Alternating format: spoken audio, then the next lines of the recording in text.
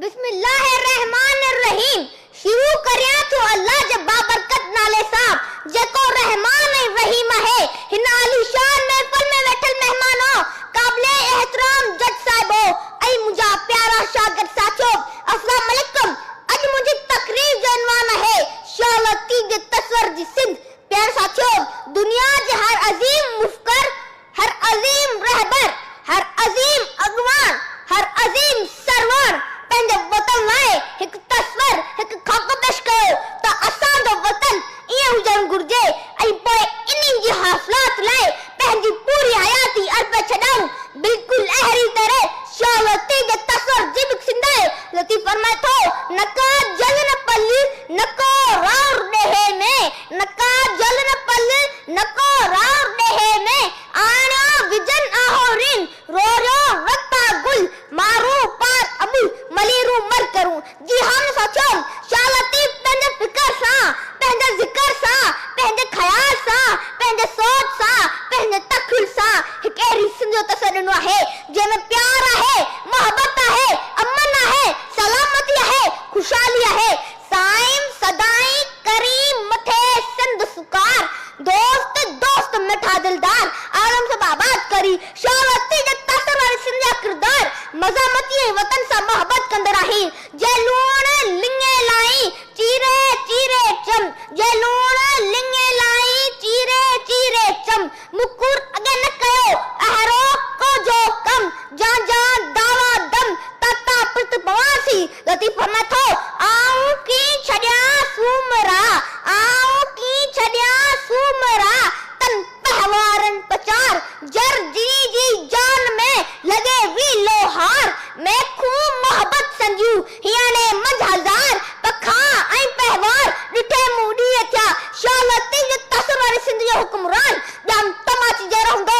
लतीफ़ फरमाए थो, खिखी हारियूं खारियूं छिछी हान छॼे, खिखी हारियूं खारियूं छिछी हान छॼे, पांद जिनी जो पांद सी लॻो थिए लॼे, समो ॼाम सहज उबो करे उनसी, मई हथ में मकरी ॼाम हथ में ॼार, मई हथ में मकरी ॼाम हथ में ॼार, सॼो ॾींहुं शिकार किंजर में काल हो। प्यारे साथियो, शालती जे तस्वर वारी सिंध जो नौजवान नस्ल ससी वांगुरु जाखोरी आहे। मुश्किलातनि सां मुहानो अटकाए थो, पहाड़नि जा पंध ॾोरे थो ऐं टकरनि खे टोरे थो। आॾो टकर कर मता, आॾो टकर कर मता, रूह रतियूं थिए या वरी चवे थो, तपी कंदे को डूंगर ॾुखाइनि खे, तपी कंदे को डूंगर ॾुखाइनि खे, तुंहिंजे पहिर पॿुजो त लिंग मुंहिंजा लो, कंहिंजो कोन्हे ॾो अमर मुसी इहे कयो। शालती जे तस्वर सिंध जो नौजवान न थके थो, न टूटे थो, न बीहे थो।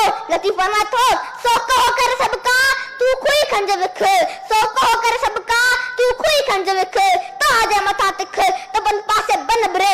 जी हाँ दोस्तों, शालती जे तस्वर सिंध में अहिड़ा आदर्श किरदार आहिनि जो उन्हनि खे जॾहिं शौर अचे थो त ज़िंदगी पंहिंजे वतन जे मारनि जे सुख ऐं सलामती ऐं उन्हनि जे हक़नि जा हासिलात लाइ गुज़ारणु घुरिजे ऐं पोइ हिकु न खुंदो सफ़र ते निकिरी था पवनि। लतीफ़ फरमाए थो, पेई जिन परख गंजे डूंगर गाम जी वारे सब वर्क लुचे लाउती थिया, पेई जिन पाणी गंजे डूंगर गाम जी छॾे नड घणी लुचे लाउती थिया, पेई जिन परोर गंजे डूंगर गाम जी छॾे सब ज़रूर लुचे लाउती थिया।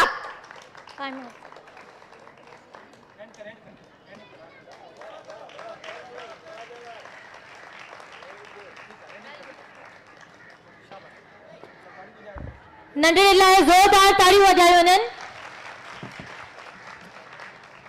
तकर की सुई जे सिर न गिरे सोणी, तकर की सुई जे सिर न गिरे सोणी, हित हयाती ॾियड़ा हॾे तान हुई, चुके ते जरी गई जो दिनस उन रुई, सुणी खे सैयद चए विधो कुर्ब कोई, हूंदो हुई मुई ॿुड़ी जा बीणा थिया।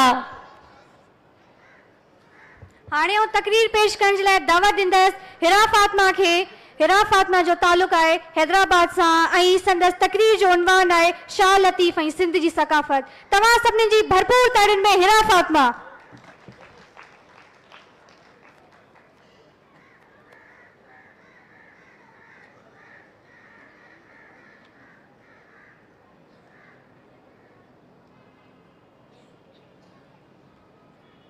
साईं सदाई करी मथे सिंध सुकार दोस्त मिठ